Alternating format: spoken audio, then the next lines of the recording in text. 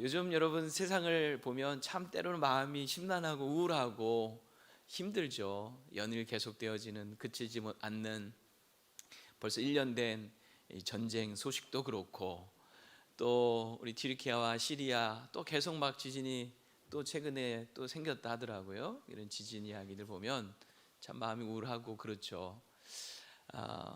참 이런 어려운 시대지만 또 한편으로 너무 반가운 소식도 있더라고요. 그게 뭐냐면 저 미국 땅에 지금 놀라운 부흥의 역사가 일어나고 있다 하는 그런 이야기입니다.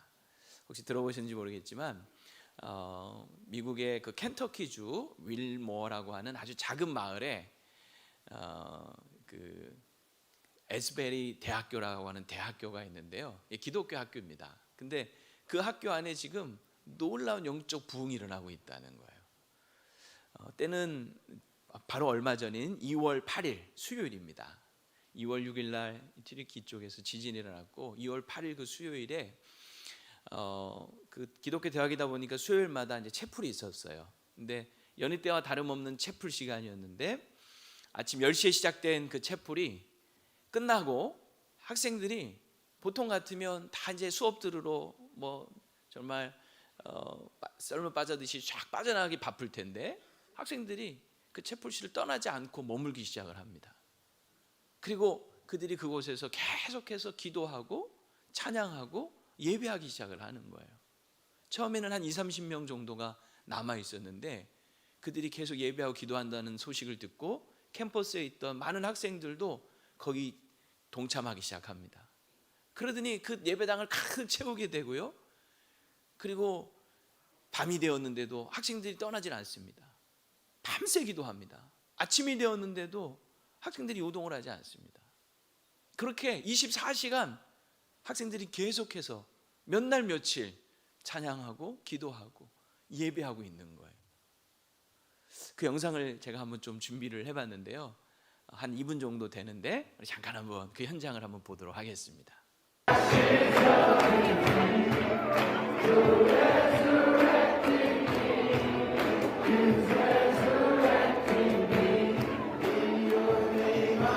예배당에 못 들어간 사람들은 지금 밖에서 저렇게 찬양하고 기다리는 거예요. 자리가 날 때까지. 그리고 밖에서도 저렇게 찬양하고 기도하고. 그날 설교했던 분의 그 메시지가 있는데 조금 이따 보겠습니다. 한번 보시죠. 저 영상을 찍은 때로부터 11일째였고요. 그 후로도 계속됐어요. 기도하고 예배하고 또 회개하고 간증하고 성경 읽고. 어느 누구도 주도하지 않았습니다. 누가 앞에 나와서 인도한 것도 아니고 자발적으로 학생들이 찬양하고 기도하는 거죠. 그날 설교했던 분의 마지막 그 마무리 멘트인데요. 한번 보시겠습니다.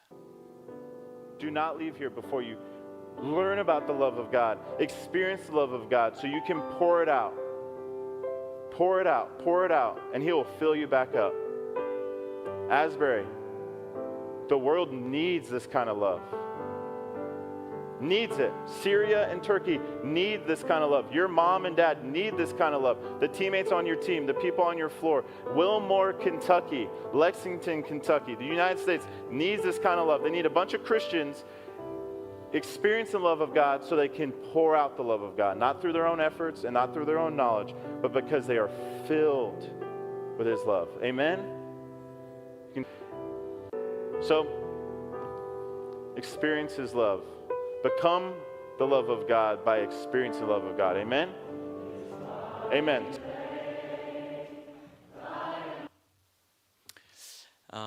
저 마지막 그 메시지를 제가 이렇게 보면서 생각되는 것은 그냥 너무나 차분했고 조용했고 평범했습니다. 그런데 그 시간에 성령님께서 그 시간과 공간을 지배하기 시작을 한 거죠. 그 학생들의 마음을 움직이기 시작을 한 거예요. 하나님의 사랑이 채워질 때까지 이 자리를 떠나지 마십시오 라고 했는데 정말 학생들이 하나님의 사랑이 부어지기를 기다리면서 그 자리를 떠나지 않기 시작을 한 겁니다. 그러면서 점점 사람이 줄어드는 게 아니라 점점 사람들이 더 많이 모여지게 되고 이것이 SNS를 통하여서 퍼져나가면서 주변에 있는 다른 학교에서도 방문을 하기 시작하는 거예요. 그 현장을 보고 싶어서, 함께 하고 싶어서, 그래서 더 사람들이 많아지고, 심지어는 미국 전역에서 비행기를 타고 몇 시간씩 날아오는 거예요. 이 놀라운 역사의 현장에 자기들도 함께 하고 싶고 그것을 목도하고 싶다는 그런 열망을 가지고 사람들이 모여들기 시작을 하는 거예요. 그래서 너무 많다 보니까 들어갈 자리가 없어서 사람들이, 아까 사진 한번 보여주세요. 밖에서 저렇게 무릎을 꿇고 곳곳에서 기도하기 시작을 합니다. 그리고 빈자리가 있으면 들어가려고 길게 줄을 서서 막 6시간, 7시간씩 기다린대요. 그런데도 얼굴 하나 인상 찡그리지 않고 미소를 지으며 기다리는 동안에도 찬양하고 기도하고 서로 축복하고 간증하고, 그러면서 병도 낫고 귀신도 나가고 회개하고 막 이런 놀라운, 이 시대 정말 하나님께서 행하시는 놀라운 부흥의 역사들이 일어나고 있는 거예요. 그래서 이 마을이, 윌모어라고 하는 이 마을이 주민수가 한 6천 명밖에 안 되는 작은 마을이랍니다. 그런데 그 며칠 사이에 이 동네에 주민수보다 훨씬 많은 사람이 방문을 하기 시작한 거예요. 수만 명이. 그래서 이제 결국은 학교에서 이러다가 안전상의 문제가 있겠다 싶어서 2월 23일 지난주 목요일까지 이제 공식적인 예배를 드리고 마치겠다 하고 이제 선언을 했대요. 근데 제가 오늘 아침에도 그 검색을 한번 해봤어요. 에즈베리 대학교 이렇게 쳐보면 지금 영상들 많이 올라와 있는데 라이브로 유튜브에서 계속 그 현장에서 예배하는 장면이 송출되고 있더라고요. 그래서 지금도 계속 하고 있나? 이런 생각을 제가 하면서 이제 올라왔는데, 여러분, 하나님께서 행하신 그 일들을, 하나님이 시작해 하신 그 일들을 누가 막을 수가 있겠나 하는 생각이 듭니다. 그래서 저 현장에 이미 미국에 있는 한 200여 개의 대학교에서 방문을 했대요. 우리도 그런 어떤 부흥의 운동이 시작되기를 바라는 마음으로. 그러면서 이게 점점 전 미국에 지금 확산되어지기를 기도하고 또 그렇게 될 것을 지금 바라보고 있는 그런 상황입니다. 우리 한국 땅에도 이런 하나님이 행하시는 놀라운 부흥의 역사가 시작되었으면 좋겠어요. 제가 말씀을 준비하면서 이런 생각을 해봤습니다. 불과 2, 3일 전까지 일어난 이 놀라운 역사를 보면서 왜 하나님은 이런 강권적인 부흥을 보여주실까? 온 세상이 지금 전쟁과 지진이라고 하는, 지난주 말씀드린 이 종말의 징조가 계속되고 있는 마지막 시대 아닙니까? 그런데 이 마지막 시대를 살아가고 있는 오늘 우리가 여전히 영적으로 잠들어 있는 이것을 안타깝게 보신 하나님께서 이 시대를 깨우기 위해서 하나님께서 어떤 긴급 조치를 하신 것이 아닐까 하는 그런 생각이 제가 들더라고요. 정말 영적으로 너무나 무관심하고 무지에 빠져 있는 그런 우리 시대에 정말 무엇이 필요한가를 하나님께서 보여주고 싶으신 것이 아니었을까 하는 생각을 해봐요. 오늘 본문에 우리가 읽은 말씀에 보면 베드로가 만물의 마지막이 가까웠으니 하면서 시작을 합니다. 만물의 마지막이 가까웠다. 무슨 말입니까? 여러분, 이게 어떻게 들리십니까? 정말 여러분 마음에 피부로 와닿습니까? 만물의 마지막이 가까웠다. 세상의 끝이 다가오고 있다는 거예요. 주님 오실 날이 점점 가까이 오고 있다는 거예요. 예수님은 우리가 생각지 않은 때에 도적같이 오신다고 했습니다.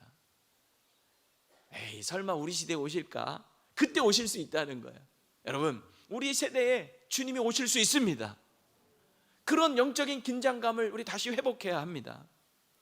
주님 오실 날 멀지 않았어요. 그래서 여러분 에베소서 5장 16절에 보면 세월을 아끼라 때가 악하니라 이런 말씀을 합니다. 여러분, 밤이 점점 깊으면요 우리는 누구나 다 생각합니다. 뭐가 가깝다? 새벽이 가깝다. 동이 틀 때가 가깝다 하는 걸 다 알죠. 왜 에베소서에서 바울이 세월을 아끼라 때가 악하다라고 말했을까요? 세월을 아끼는 것과 때가 악하다는 것은 무슨 관계가 있을까요? 때가 악합니다. 점점 어둡습니다. 점점 어둡다는 것은 그만큼 동이 틀 때가 가깝다는 거죠.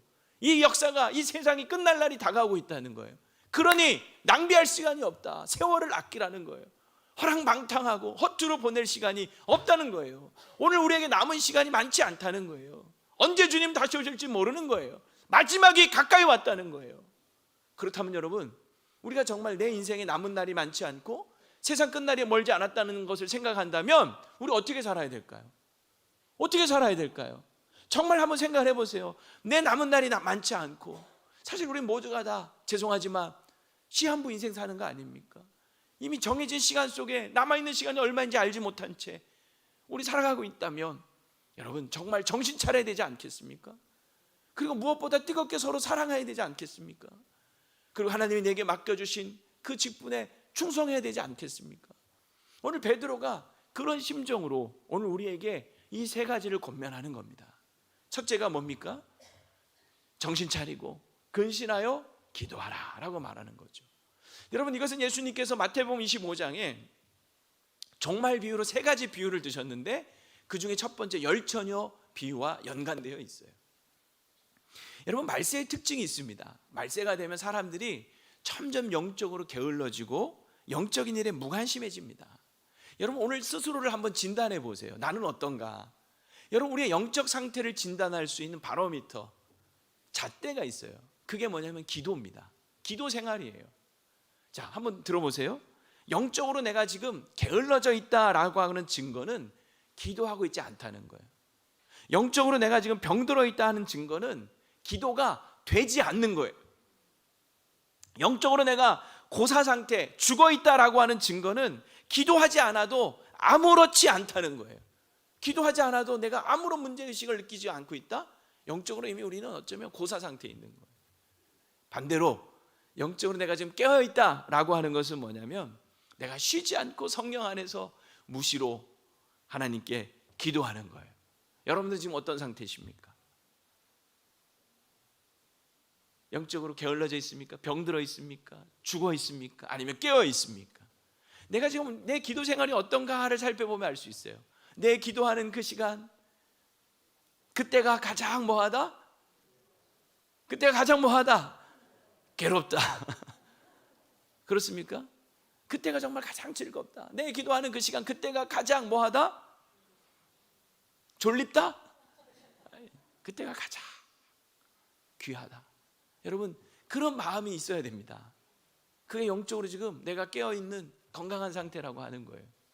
예수님께서 이 열처녀 비유를 하셨는데요, 신랑을 기다리는 열처녀입니다. 근데 이 10명의 처녀들이 신랑을 기다리면서 등불을 준비하고 있는 거예요. 근데 슬기로운 자들은 그 등불과 함께 기름도 준비했어요. 여분의 기름. 근데 미련한 처녀들은 등만 준비한 거예요. 그런데 신랑이 점점 생각보다 늦게 오는 거예요. 그러다 보니까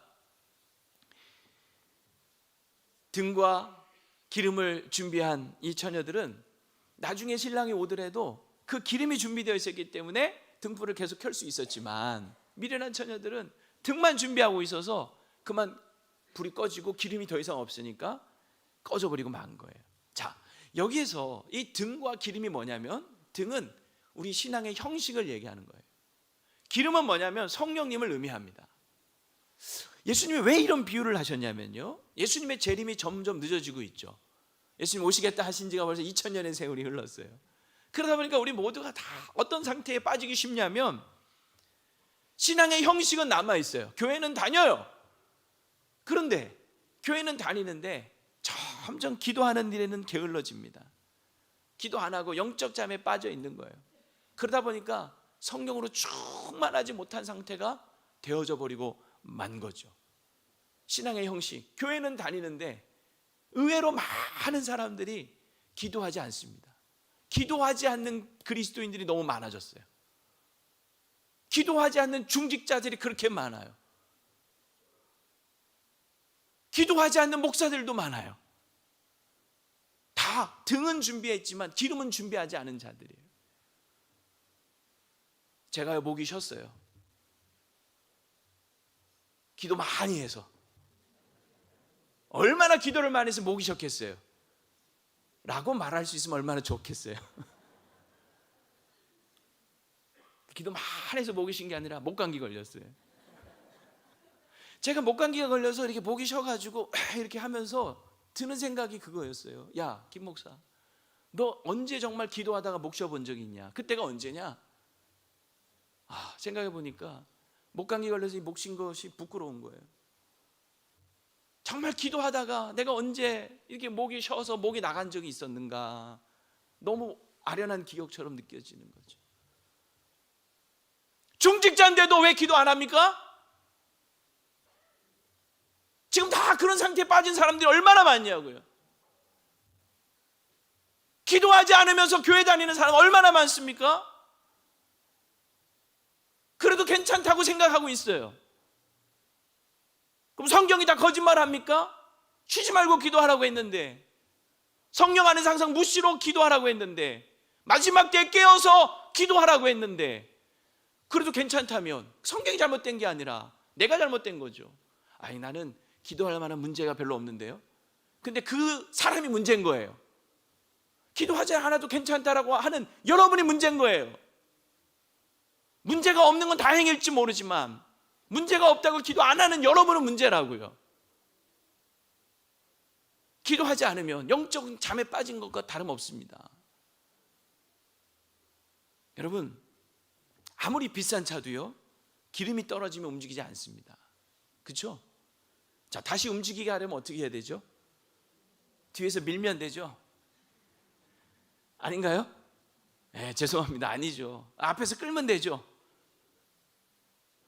죄송합니다. 그것도 아니죠. 그런데 얼마나 많은 사람들이 기름 떨어진 채 누군가 뒤에서 밀어야 되고 앞에서 끌어야만 간신히 교회 다니고 신앙생활 유지하는 사람들이 있어요. 기름이 떨어지면 뭘 해야 됩니까? 기름을 채워야죠. 이미 기름이 떨어질 때쯤 되면 경고등이 반짝반짝합니다. 차 운전해봐서 다 아시잖아요. 그러면 기름이 경고등이 깜빡깜빡하면 빨리 주유소 찾아서 기름을 보충해야 되는데, 에이 괜찮아, 나중에 채우지 뭐, 나중에 하다가요, 저도 옛날에 그런 경험이 있었는데 기름 똑 떨어져 가지고 차가 대로변에 딱 서버린 거야. 대로 한가운데. 그런 경험 혹시 없으세요? 큰일 나는 거죠. 여러분, 경고등이 깜빡깜빡할 때 정신 바짝 차려야 됩니다. 아, 기도할 때구나. 누가 등 떠밀어야, 누가 앞에서 끌어줘야 왜 간신히 신앙생활 합니까? 그게 지금 내 안에 기름이 떨어진 거예요. 성령의 충만함이 없는 거예요. 오늘도 아마 이 아침 교회 나오실 때 아내가 그냥 끌고 나와서, 혹시 여기 계신 분 계실지 모르겠어요. 막 주변에 등 떠밀어서 나오신 분이 계실지 모르겠어요. 아니, 차는 기름 떨어지면 기름 넣어야 되는 거 다 알잖아요. 누가 차가 기름 떨어졌다고 뒤에서 밀고 앞에서 끌고 다니냐고요. 언제까지 뒤에서 밀고 앞에서 끌어야 간신히 조금 움직이고 간신히 조금 움직이고, 언제까지 그렇게 신앙생활을 하겠습니까? 성령으로 충만해서 성령의 기름 부으심을 받으며 쌩쌩 달릴 수 있는데, 언제까지 누가 등 떠밀고 앞에서 끌어줘야 신앙생활 간신히 하겠냐고요. 여러분, 아무리 최첨단 전자기기를 갖고 있어도요, 전기가 공급되지 않거나 방전돼 버리면 그 무용지물이죠. 여러분, 손 안에 있는 핸드폰, 이거 다 여러분 정말 최첨단 기기 아닙니까? 근데 여러분, 충전 안 해서 결국 방전돼 버리면 그거 어떻습니까? 무용지물이에요. 위급할 때 전화 못 거는 거죠. 근데 여러분 아시잖아요, 이게 배터리가 얼마 몇 프로 남았다는 거 계속 보여주잖아요. 10% 남았습니다, 빨리 충전하세요. 경고하잖아요. 5% 남았습니다, 빨리 충전하세요. 계속 그 경고를 무시하다가 배터리 똑 떨어지면 어떡합니까? 자, 어떻게 해야 되죠? 버려야 되죠. 누가 버립니까? 충전해야죠. 여러분, 다시 충전하셔야 됩니다. 겉은 멀쩡한데 방전되거나 기름 떨어지면 정말 아무런 능력도 기능도 발휘 못하는 그런 신세가 되고 마는 거예요. 영적으로도 마찬가지예요. 우리가 기도하지 않고, 그래서 성령으로 충만하지 않으면 마치 기름 떨어진 자동차나 방전된 첨단 기기와 같은 꼴이 되고 마는 거죠. 또 하나 재미난 제가 비유를 하나 들어볼까요? 끈 떨어진 연과 같다 하는 생각이 들어요. 며칠 전에도 바람 엄청 불 때 누군가 연을 날리더라고요. 바람을 타고 연이 그냥 하늘 높이 올라가서 꼬리를 길게 휘날리면서 멋지게 날더라고요. 여러분, 연이 하늘 높이 날아오를 수 있는 것은 연줄 때문 아닙니까? 근데 우리는 이런 생각을 하고 있어요. 연이 연줄에 매달려 있으니까 연줄에 붙잡혀서 더 멀리 가고 싶어도 못 가고 더 자유롭게 가고 싶어도 못 간다라고 생각하는 것 같아요. 그래서 우리는 착각할 수 있죠. 연줄만 끊어지면 더 높이 자유롭게 날아오를 것 같은 거죠. 하지만 연줄이 끊어지면 어떻게 되죠? 연줄이 끊어지면 추락합니다. 그런데 그냥 추락하는 게 아니에요. 맥없이 추락합니다.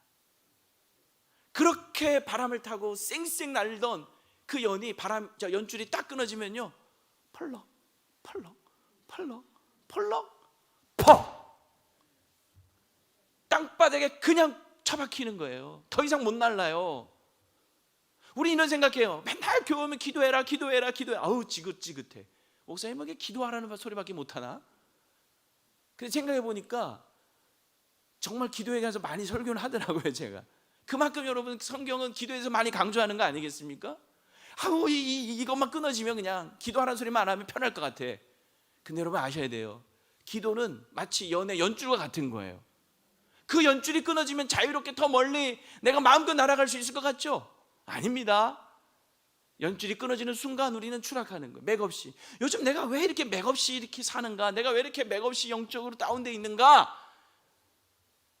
기도하지 않기 때문 아닙니까? 여러분 기도는 연줄과 같은 거예요. 기도의 연줄이 나를 붙잡아주고 더 높이 하늘로 올라가게 할 줄로 믿습니다. 기도는 연줄과 같아요. 하나님과도 연줄이 되는 거예요. 여러분 하나님과 연줄이 있으세요? 하나님과 연줄이 닿아야 될 거 아니에요. 무엇으로 하나님과 연줄을 닿게 하겠어요? 기도 아니겠습니까?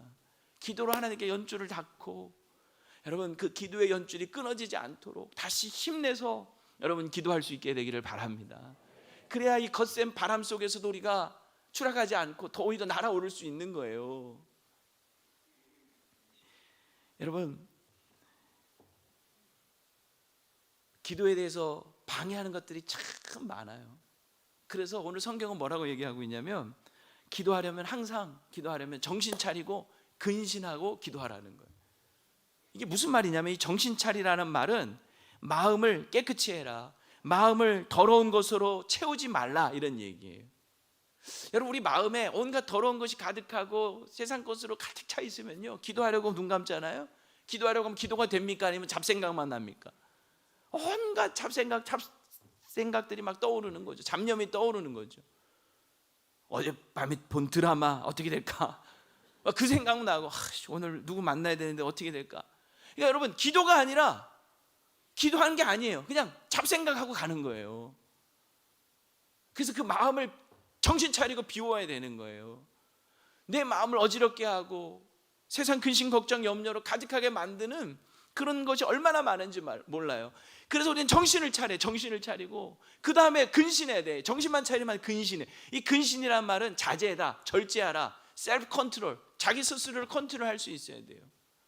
그냥 욕심을 따라서 내 하고 싶은 대로 다 하면서, 그러면서 여러분 내 마음에 온갖 여러분 더러운 것들을 다 허용하면서 무슨 기도가 되겠습니까? 요즘 내가 여러분 영 기도가 안 된다면, 하루에 30분도 기도 못하고, 아니 10분도 내가 기도하지 못한다면, 나는 지금 무엇에 마음을 빼앗겨서 하나님께 집중하고 못하고 있는지, 내 마음을 어지럽히고 있는 것이 무엇인지, 내가 절제하지 못하고 있는 것은 무엇인지 여러분 자신을 살피셔야 돼요. 그리고 그 마음에서 좀 정리할 것 깨끗이 정리하고, 절제할 것들은 깨끗이 끊어내고 절제해야 합니다. 그래야 우리가 정말 이 마지막 때에 정신 차리고 근신하여 기도할 수 있는 거예요.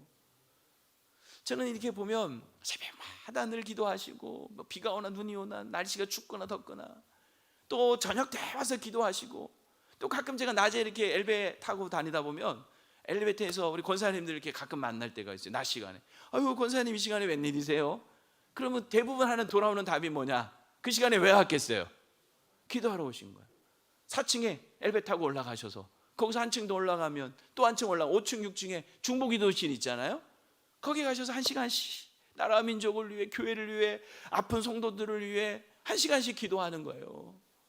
월요일마다 기도하러 나오시는 분들이 있어요. 여러분 그분들이 정말 한가하고 할 일 없고 안 피곤하고 심심해서 그 시간 나와서 그렇게 새벽마다 저녁마다 또 중보기도실에 들어가서 1시간씩 그렇게 기도할까요? 아니에요. 정말 기도의 그 줄을 놓지 않으려고 몸부림치면서 정신 차리고 근신하기 때문에 그 기도의 시간을 지킬 수 있는 거 아니겠습니까? 저는 그분들 보면 너무 감사해요. 야, 이분들 때문에 우리 교회가, 이분들 때문에 우리 나라가 든든하구나. 고개가 저절로 숙여져요. 권사님 너무 감사해요. 기도 많이 하세요. 진심으로 감사할 때가 있어요. 여러분, 이번에 우리가 남전도 여전도에 이렇게 편성이 됐는데 각 남전도 여전대마다 이번에 사역을 다 정하시고 그 사역에 집중해 주시기 바랍니다. 제가 부탁을 드렸는데 우리 좀 연세 많이 드신 분들은 이거 꼭 해주셨으면 좋겠어요. 중보기도 하는 거죠. 예전에 우리 코로나 전에는 예배 시간마다 그 시간마다 그 시간에 그 사회자부터 시작해서 기도자, 설교자 그 순서에 따라서 계속 이렇게 기도하는 그 팀이 있었다고 하더만요. 맞죠? 그거 다시 했으면 좋겠어요. 나는 힘이 없고 할 수 있는 것이 없는데 하지 않으셔도 돼요. 여러분, 기도만큼 중요한 게 어디 있어요? 우리 연세 많이 드신 우리 1, 2 남조연대나 분들은 정말 예배를 위한 기도팀에 들어가셔서 시간마다 좀 기도해 주셨으면 너무너무 고맙겠어요. 아무도 아멘이 없으시는 거 보니까 여기 이제 1, 2 남전도에는 안 계신 걸로 제가 알겠습니다. 꼭 좀 전해 주세요. 여러분, 정말 하루 1시간씩 기도해 보세요. 어떤 일이 벌어지나. 여러분, 다니엘처럼 하루 3번씩 시간을 정해놓고 기도해 보세요. 어떤 일이 벌어지나. 성령으로 충만하게 될 겁니다. 성령의 기름 부으심을 받게 될 겁니다. 여러분, 내가 성령으로 충만하고 성령이 내 안에 기름 부어주시면요, 세상이 두렵지 않게 되는 거예요. 세상을 보는 눈이 달라지는 거예요. 우리 앞에 골리앗 같은 문제가 떡하니 버티고 서 있어도요, 그 골리앗 무섭지 않은 거예요. 여러분, 골리앗은 항상 있어요. 그거 안 변해요. 골리앗은 내가 변하면 돼요. 내가 하나님의 말씀으로, 은혜로, 성령으로 충만하면, 내가 바뀌면 골리앗 따위는 아무것도 아니라고요. 왜 골리앗 앞에 기죽어서 우리가 이렇게 인생을 힘겹게 두려워 떨며 숨어 사는가? 내가 바뀌면 돼요. 기도하면서 성령으로 충만하고 성령의 기름 부으심을 받아서 성령의 능력과 은사로 무장하면, 여러분, 아무리 어떠한 적이 우리 앞에 놓여있다 할지라도 능히 무찌르고 뛰어넘고 돌파하고 승리할 줄로 믿습니다. 성령으로 충만하십시오. 기도하십시오. 기도하지 않는 그리스도인, 기도하지 않는 중직자 되지 마시기를 바랍니다. 두 번째는 무엇보다 뜨겁게 서로 사랑하라. 양과 염소의 비유입니다. 사람이 죽을 때 후회하는 게 주로 좀 더 사랑할 걸, 좀 더 베풀 걸, 뭐 그러면서 후회 많이 하신다고 하죠. 맞아요. 근데 안타까운 건 말세가 되면 사람들이 점점 타인에 대한 관심과 사랑이 식어져 버려요. 반대로 자기에 대한 사랑은 점점 강해지고, 그리고 돈을 그렇게 사랑해요. 디모데후서 3장 1절 2절에 보면 이런 말씀이 있어요. 자, 한번 같이 읽어볼게요. 시작. 너는 이것을 알라. 말세에 고통하는 때가 이르러 사람들이 자기를 사랑하며 돈을 사랑하며, 그리고 줄줄줄 나오죠. 여기 말세의 특징 20가지가 나오는데 그 중에 첫 번째, 두 번째가 뭐냐면 자기를 사랑하고 돈을 사랑한다는 거예요. 근데 여러분, 우리가 그리스도인으로서 이 원래는 뭐가 되어야 될까요? 원래는 첫째가 둘째가 뭐가 돼야 돼요? 그렇죠. 하나님을 사랑하고 이웃을 사랑하고, 그거야 되지 않습니까? 근데 하나님을 사랑하고 이웃을 사랑하는 게 아니라 자기를 사랑하고 돈만 사랑하는 거예요. 나만 괜찮으면 되고 나만 좋으면 돼요. 돈만 많이 벌 수 있으면 상관없어요. 누가 남이 어떻게 되든지 피눈물을 흘리든지 뭐 죽든지 말든지, 이게 오늘날 이 세태인 거예요. 그러다 보니까 세상은 점점 강팍해지고 무서워지는 거죠. 정말 아나무인 인면수심의 사람들이 너무 많아진 거예요. 그래서 과거에 비해서 살기는 훨씬 좋아졌는데 행복지수는 점점 낮아지는 거죠. 범죄율, 흉악범은 더 늘어나고 사람들은 더 외롭고 더 고통스러운 시대가 되고 말았어요. 이런 시대에 우리 그리스도인들이 정말 사랑의 용광로가 되어서 뜨겁게 사랑해야 되지 않겠습니까? 예수님은 이 마지막 종말 비유에 양과 염소 비유를 드시면서 이제 저녁이 되면요, 이 양과 염소가 평상시에는, 낮에는 같이 막 섞여서 다니다가 저녁이 되면 이 목자들이 양과 염소를 분리해서 따로 가둔대요. 그것처럼 마지막 때가 되면 양과 염소를 나누는데 어떤 기준으로 나누느냐라고 할 때 예수님 뭐라고 말씀하셨냐면, 지극히 작은 자에게 사랑을 베풀었느냐 안 베풀었느냐. 이 지극히 작은 자는 누구입니까? 힘없고 약하고 외롭고 그런 사람들이에요. 사랑이 필요한 사람들, 그들에게 사랑을 베푼 자와 베풀지 않은 자. 근데 놀라운 것은 뭐냐면, 그들이 줄일 때 먹을 걸 주고, 목마를 때 마실 것 주고, 나그네 되었을 때 영접하고, 헐벗을 때 옷 주고, 병들었을 때 돌보고, 옥에 갇혔을 때 찾아가 봐준 거, 그거를 예수님이 자신에게 한 것처럼 받으신다라고 하는 거예요. 그만큼 예수님은 우리가 사랑하며 살기를 원하시는 거죠. 이 마지막 때 정말 여러분 우리가 뜨겁게 사랑해야 될 줄로 믿습니다. 근데 그 뜨겁게 사랑한다는 게 결국은 어느 정도까지 사랑해야 되는 거냐면 허다한 죄를 덮어줄 정도로 사랑해야 돼요. 오늘 여러분 8절 하반절에 보면 무엇보다 뜨겁게 서로 사랑할지니 사랑은 허다한 죄를 덮느니라. 여러분 죄를 덮어준다는 것은 용서하고 용납하는 거 아닙니까? 물론 죄는 우리가 미워하고 멀리해야 합니다. 하지만 회개하고 용서하는 죄인에 대해서는 우리가 언제든지 용서해주고 용납할 수 있어야 돼요. 가늠하다 현장에서 잡힌 한 여인을 예수님은 가서 다시는 죄를 짓지 말라, 죄에 대해서 경고하시면서도 나도 너를 정죄하지 아니한다 하면서 용서해 주시죠. 돌을 집어 던지는 것보다 그를 품에 안아주는 것이 훨씬 사람을 변화시키는 힘이 있는 거예요. 근데 안타까운 건 여러분 뭐냐면 워낙 우리가 사랑이 모자라고 사랑이 식어버리다 보니까요, 심지어는 같은 교인들끼리도 다시는 안 볼 것처럼 으르렁거리고 용서하지 못하는 경우도 저는 목회하면서 많이 봤어요. 좀 화해하라고 하면 뭐라고 하는지 아세요? 목사님, 제 눈에 흙이 들어가도 저는 그 인간 절대로 용서 못해요. 막 살기가 막 도는 거야. 주님, 여러분 우리가 어떻게 해야 됩니까? 내 눈에 흙이 들어가도 나는 절대로 용서 못해. 그게 아니라 주여, 제 마음에 저 인간을 용서할 수 있는 마음을 주셔서 제 눈에 흙이 들어가기 전에 꼭 용서할 수 있게 해주세요. 그렇게 기도해야 되는 거 아니겠어요? 그래도 이건 약과예요. 보면 그 사람의 그 허물을 들춰내고 또 흉보고 공격하고 아주 틈만 나며 까발리고 허물을 덮어주라는 거예요. 오늘 주님께서 가끔 보면요, 집안 식구들끼리도요 아주 연락 차단하고 소식 끊고 원수처럼 지내는 경우를 저는 또 봤어요. 남보다도 못해요. 남보다도. 근데 그런 분들이 또 다 교회 다니시는 장로님, 권사님 막 이런 분들이. 그러니까 사랑이 없는 거예요, 너무 우리 안에. 그러니 어떤 것도 용납이 안 되고 용서를 못 하는 거죠. 근데 여러분 그렇게 지내면 내 마음이 솔직히 편합니까? 내 마음도 얼마나 힘들어요. 그래서 사랑하라는 거예요.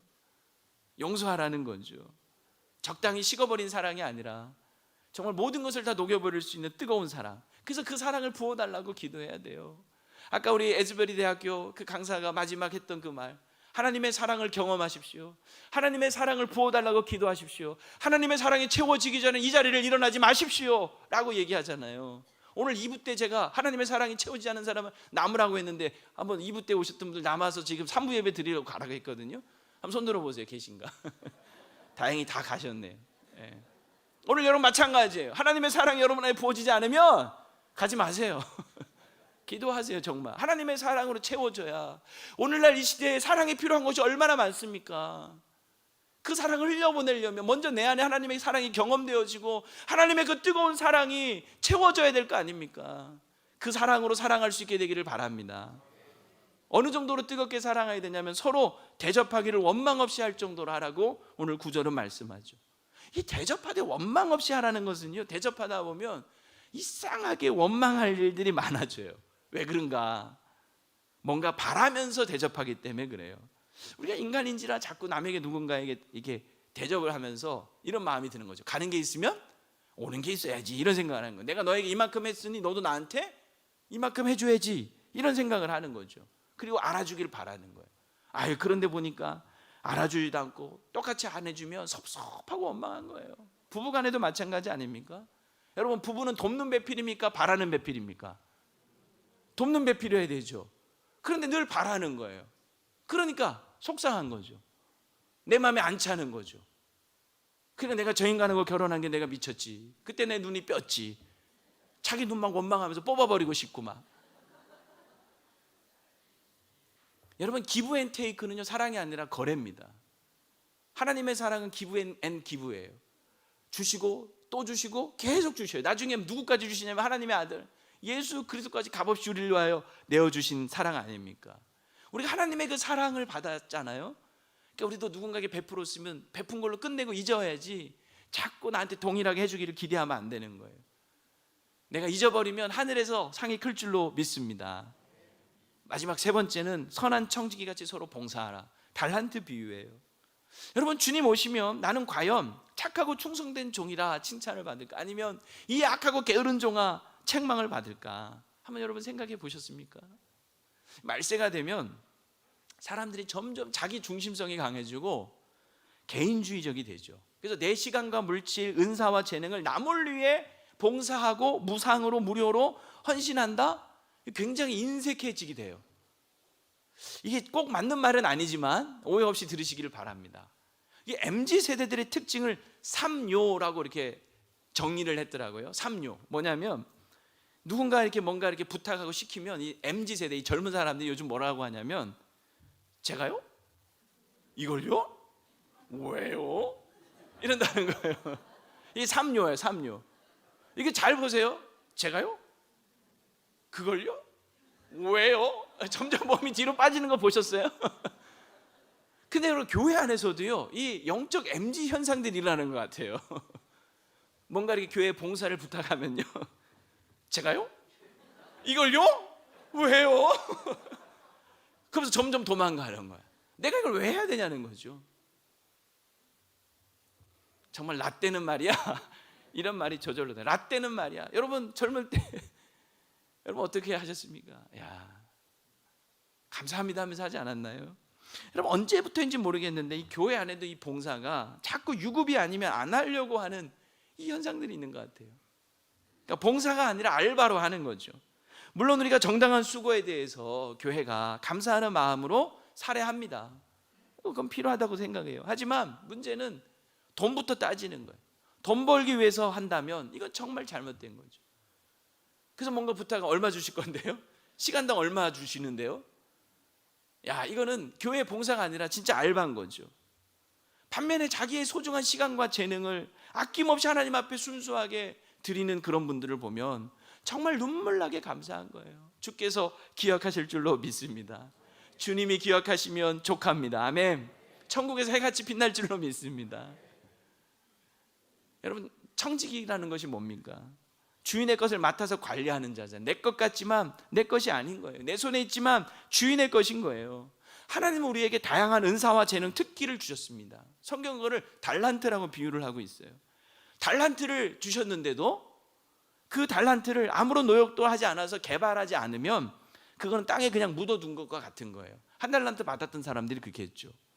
그러나 자, 그걸로 내가 열심히 공부하고 노력해서 그동안 실력도 쌓고 학위도 받고 전문성도 기르고 직장도 구하고 돈도 벌었다 하면 이건 하나님이 주신 그 달란트로 또 다른 달란트를 남긴 자인 거예요. 잘한 거죠. 칭찬받을 만한 거예요. 2달란트, 5달란트 받은 자 그렇게 하지 않았습니까?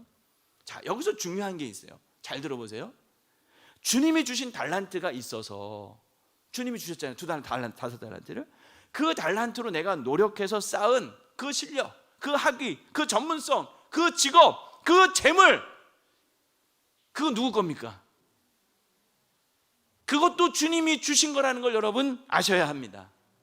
주님이 주신 달란트가 있어서 그걸로 남긴 것이라면 그 남아진 것도, 남겨진 것도 내가 주인이 아니라 주인은 주님이고 나는 그 남겨진 것의 달란트에 대해서도 청직일 뿐인 거예요. 이걸 여러분 꼭 기억하십시오. 하나님이 내게 달란트를 주셔서 남들은 하고 싶어도 못하는데 난 할 수 있어요.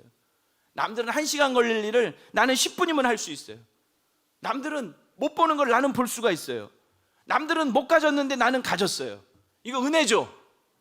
얼마나 큰 은혜예요.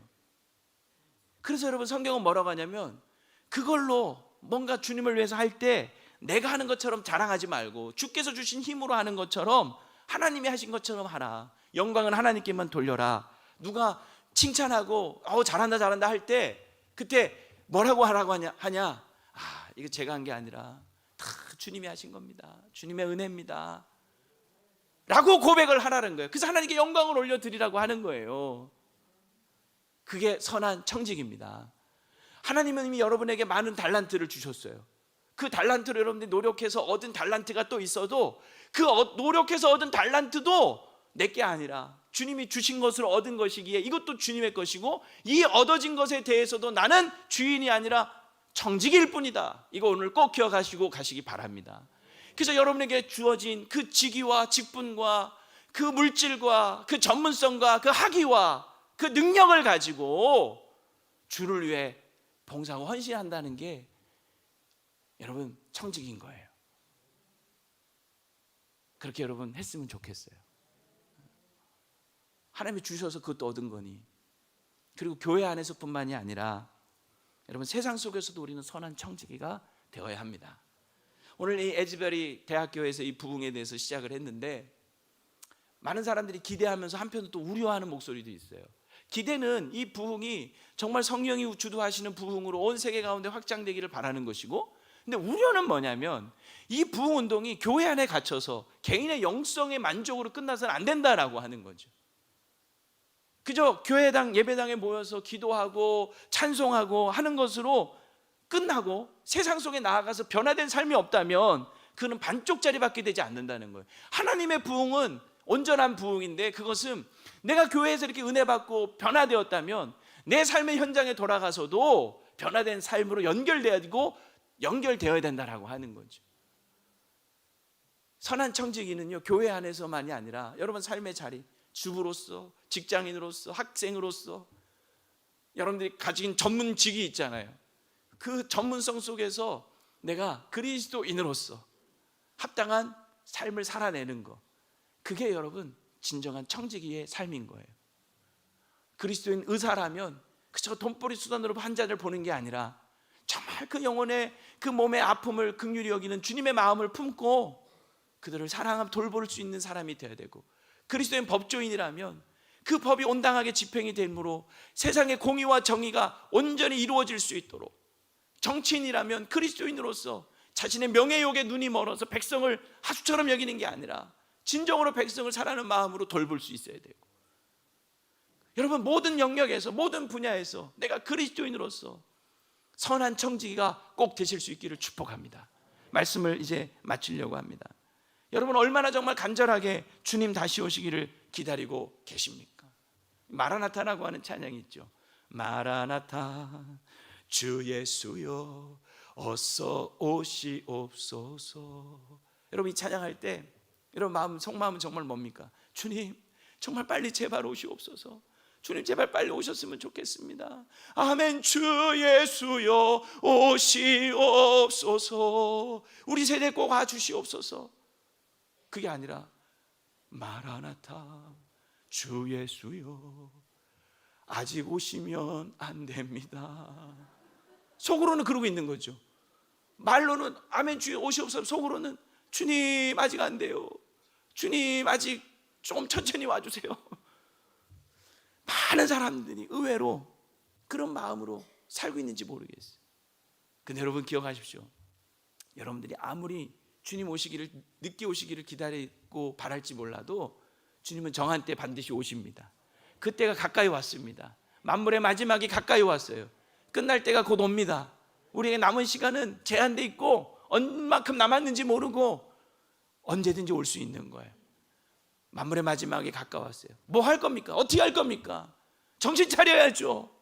근신하고 기도하시기 바랍니다. 무엇보다 뜨겁게 사랑하시기 바랍니다. 그리고 선한 청지기처럼 몸된 교회 안에서든 여러분 삶의 자리에서든 주님이 주신 달란트로 정말 충성스럽게 사시기를 바랍니다. 오늘 밤에 오늘 주님이 오시더라도 주님 어서 오시옵소서 기쁨으로 맞이할 수 있는 우리 모두가 되시기를 축복합니다.